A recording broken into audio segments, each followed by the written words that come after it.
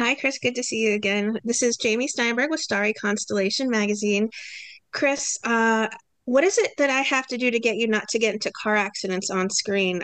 Shelter, I believe, was the last time we saw you in Yeah, another center. yeah. Was there something about Brock's script, though, that really drew you to be a part of this? But first of all, how great was that shot? Did anyone in the world see that coming ever? I knew it was coming, and I still jumped out of my seat the other night. Yeah, it's good. It's Honey, but honey, and bam! Yeah, it's Well done.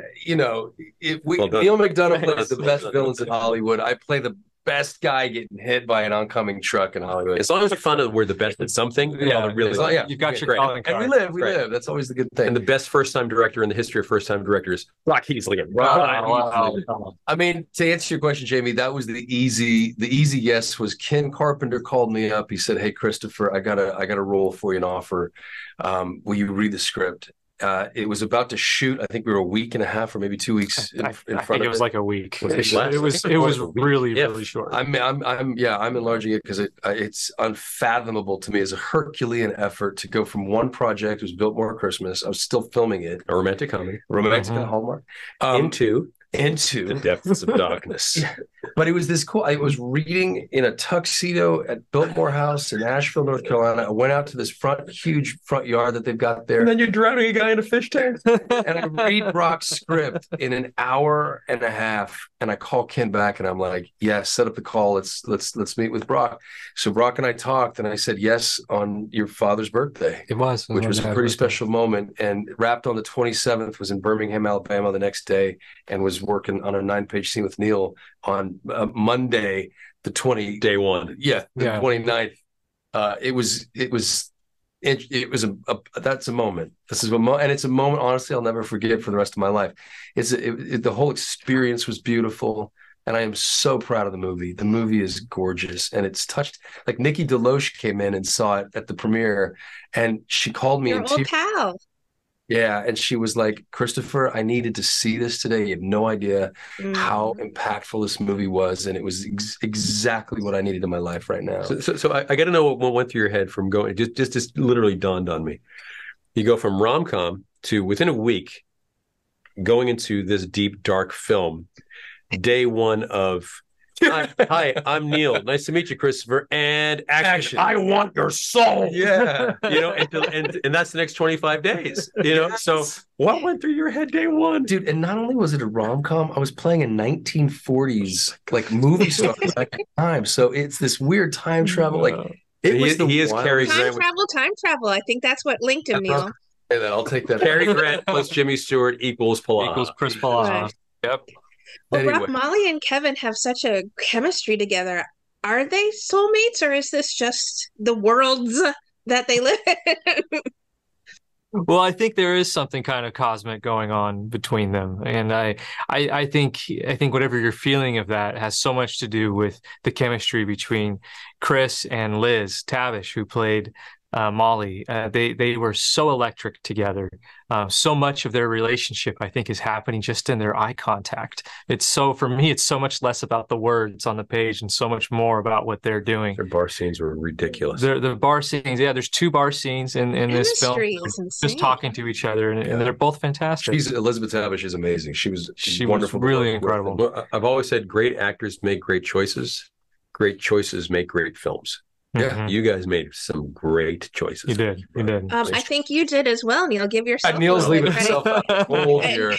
Christopher's already spoken your praises of the intense work that you tend to do on this screen, but here we are chatting with you, and you seem like the loveliest, most personable person in the world. And I know you get that question all the time. The It's how you Hollywood place it. comedian. I don't know Dichotomy how- that lives inside Neil.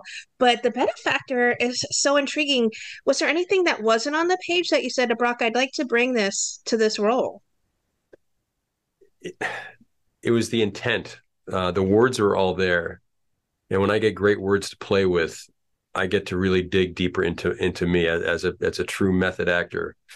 I dredge up stuff, and you can only dredge up so much stuff if the words are really great, or then you have to make believe, or you have to fabricate something or twist it. I had this Thanksgiving plate of food that was given to me, and I ate every morsel of it with glee and then just regurgitated it all onto this blank canvas of The Shift. And I got to tell you, there hasn't been many challenges that I've had. Like I had the challenges of doing The Shift. It was one of the hardest characters I've ever had to play, and to bring humanity to Lucifer was my challenge that I was not going to give up on. And I think we succeeded because of the words and the direction of Brock, that this character really jumps off the screen. And I don't watch my movies. I don't watch really anything that I do, but I promised Brock that I would sit and watch the film. And I watched it with Reve, my wife, because we helped produce the film, and our 5 kids.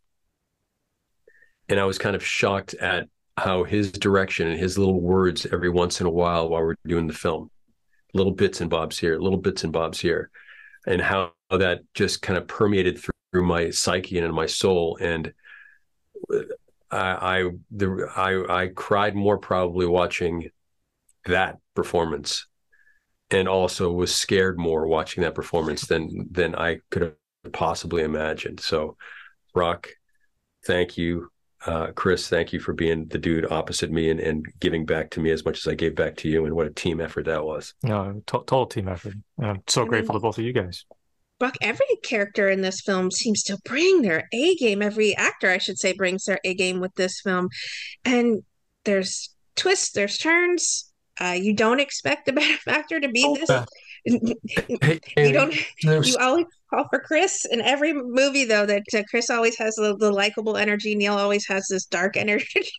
Neil's like, wait a minute. But Chris now he's likably dark. Well, but one. Chris, you got to do dark energy in the movie too. There's a few scenes where he gets to channel that, and I mean, you're facing Sean Astin, and you're like, I'm not going to ask him nicely. I mean, that was.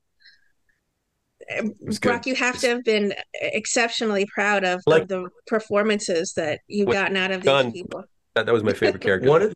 One of the things that was I think the coolest part of making this movie, it was a 25-day shoot, Jamie, and Kevin, the role of Kevin he had to be there all 25 days.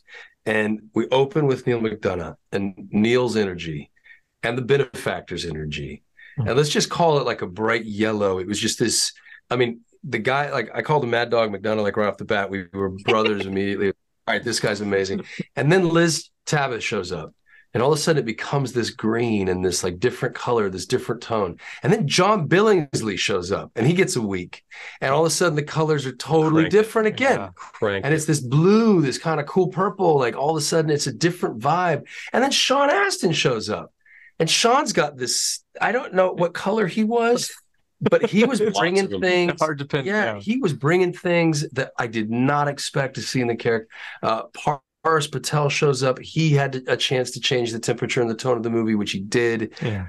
It was really, it's like almost like reading a book, and every chapter is a different. And meanwhile, you're watching Kevin go through this whole thing. It's a great movie, and I can't. People, you got to get to the theaters. You got to see it in the movies theater where it was meant to be seen. And Angel is doing something extraordinary where they're doing a pay it forward. So if you go to angel.com/theshift, you can actually buy tickets for people who can't afford it, or you can pre-order tickets. And so you can like make sure you get the seats you want anywhere in the country. 2,500 screens, by the way. Currently, it got up at the moment. It just lifted to 2,500 screens. So here's the thing: anybody who's watching this right now, if you want to see the landscape of Hollywood change, if you're tired of not being able to take your 5 kids to a movie and have a discussion after, like we did the other night, which was just unbelievable. I mean, what a blessing that is in itself. But if you want to see more of that, you have the opportunity to change what Hollywood puts out there. Angel Studios started this new trend of, okay, we're going to make films that go for the light instead of just the darkness that Hollywood's been making for years and years and years. Let's change that. And you can do that by buying tickets to The Shift. And it's not just buying tickets for this movie. Oh, this movie is it's fantastic. It's going to change the landscape of what Hollywood thinks, because if the numbers come out huge this weekend, Hollywood has to take notice of that and think, okay, our customers want something a little different. We've been giving them the same stuff with this certain agenda for so long. They seem not to be loving this as much as we thought. Let's go make great films that have great messages that the whole family can watch together. Yeah. Because people talk about sometimes the Hollywood agenda, and they think they know what that is. Hollywood has one agenda. Money. Money. They That's just it. want to make money. And the math is simple, Jamie. It's a big box office equals change in the way that they do business. Mhm. Right. Yep. Well, this is such a wonderful film. Truly exceptional performances from everyone in Brock. I think you'll be completely happy when people sit in the seats and they start messaging you and telling you what a wonderful film this was, start to finish.